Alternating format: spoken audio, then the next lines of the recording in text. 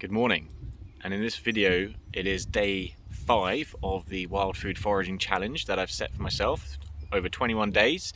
Not quite over 21 days because I missed a couple of days, but that's fine, we won't worry about that. And this morning I've got a dead foot because I went to rugby training for the first time in God knows how long to do touch rugby last night, and of course pushed myself too hard. Foot is dead, so I'm not doing a big walk with the dog, and so we've come round to our local church yard just down the road, and I'm tricking Buddy into thinking that he's getting a decent walk. He's off around there with a tennis ball somewhere.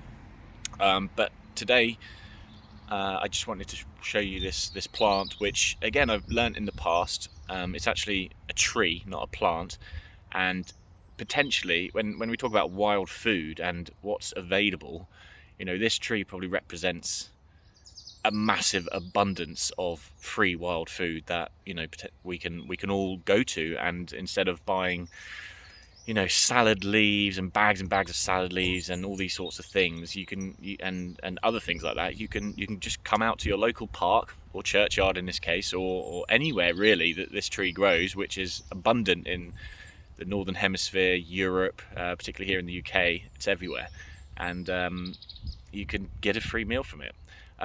You know, I say that with a pinch of salt because, you know, eating leaves off a tree doesn't provide me with a lot of what's the word, substance. Doesn't fill me up, you know, but as part of a meal, as part of a salad, or, you know, to brew some type of, to dry the material of this plant that I'm about to show you, and turn it into a tea and have that as well, particularly this one because you know, I was just doing a bit of research on it actually before I hit record. You know, it's got supposedly quite a lot of medicinal properties as well, and with some studies to back that up as well, which is pretty cool. And so without further ado, let me spin you around. Oh, here's my little churchyard. It's a lovely little thing. There's Buddy, happy as Larry, with his tennis ball in his mouth. Are you a good boy? Yeah, you're a good boy. You gonna look at me? You wanting me to chase it? He's wanting me to chase him. That's what he is. Anyway, let me just pan right, and here is all of the stems and young shoots and fresh and slightly turning into slightly more mature leaves that are at the base of this, what is actually a rather sizable tree. It's actually been what do you call it, coppiced at the top, as you can see on its little neighbour there. But these are known as linden trees or lime trees, and no, they don't taste like limes, as I've learnt, but I'm not sure where that name comes from actually, but linden trees, and you get linden berries and all these sort of things from it. At the moment it's not. In fact, if we just look here, it looks like it's just starting to produce the flower buds here, and this will flower in sort of June, July time. We're just coming up to the end of May, and so actually it's still a good time to come and you know, look at this tree and potentially forage from this tree, because what you've got here at the moment in these big like this is a medium sized leaf. It's, you know, it's quite easy to identify once you get your eye in. Big heart-shaped leaves moving to, you know, there's something even bigger, and they get slightly more thicker and papery as they mature. But all of these leaves here, these young, like you can see my finger behind it, which basically tells you that that is a really good specimen to pick, to eat, to have in a salad, to sort of consume almost as is. And I'm sure you can also steam it and have it that way. Let me just for you.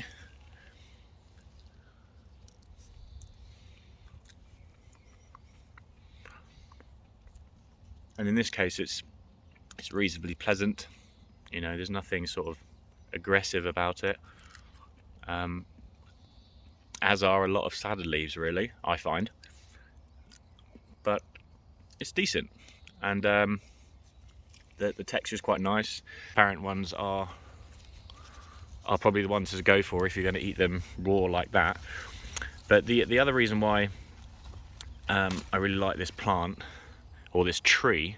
Not only is it an abundant source of potential wild food that you can stock up your larder with, but the medicinal side of it as well. You know, there's a three things that it's.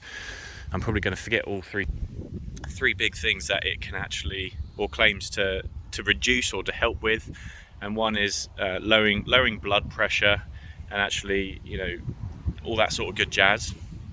And the studies, and I'll share some more information on this furthermore as the days go on in this challenge. But the other thing, it's also in the flowers and in the what they call the leaf bracts, which is another word that I had to learn just now.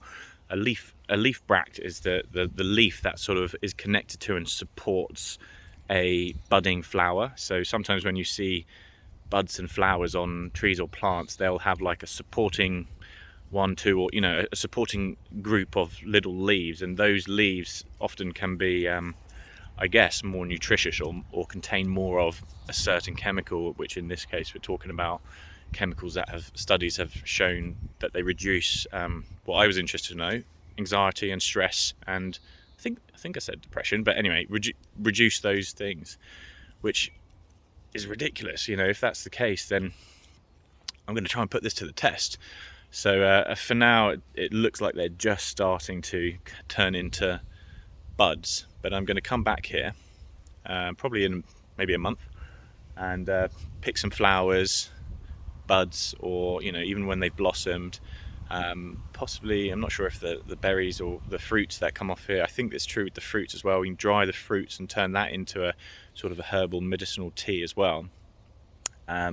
So that's one really cool thing you can do with this. You can dry the leaves, the flowers, the leaf bracts, all that stuff, and turn it into a tea, basically. You know, put it into a tea bag of some sort and then just steep it and drink it. The other thing that's really cool with this one, and it's too early for these yet, but one little bug that really likes this plant and feeds off of its sap is the aphid. So little tiny little aphid bug things. I'm not the aphid expert, so don't ask. But what I have learned that they do is, and I've tasted this before because we used to have a big linden lime tree growing outside of our old house in London. What the aphids do, they feed off the sap, and then basically their excrement, their poo, basically secretes this sticky substance all over the leaves. So the leaves then become sort of stickized, you know, they get all glossy and sticky, but actually that is a sweet sort of sap flavor. And so then the leaves become you know, if you get a decent leaf, they become sweet, and you can basically walk along on your walk and have like a little sweet snack. I don't know if there's any other ways that you can make use of that sweet element from the aphid poo, but if you can get over the aphid poo fact, then that's quite nice. And I stand the test because a couple of years ago when I first did that, yeah, it's quite a big hit of sweetness, so that's pretty cool. So yeah, really love this, or tree even, and it's quite easy to identify, not only once you get your eye in and you learn the shape of those leaves, but typically, you know, these big trees that are slightly mature, you know, they're nearly 1.5 feet, 2 feet wide really, but they always tend to have huge amounts of shoots growing up at the base, and in this case it's huge actually. The whole thing's covered because the way that it's been coppiced at the top, it's probably triggered it into thinking it needs to grow a shit ton of leaves up there. But anyway, that's it.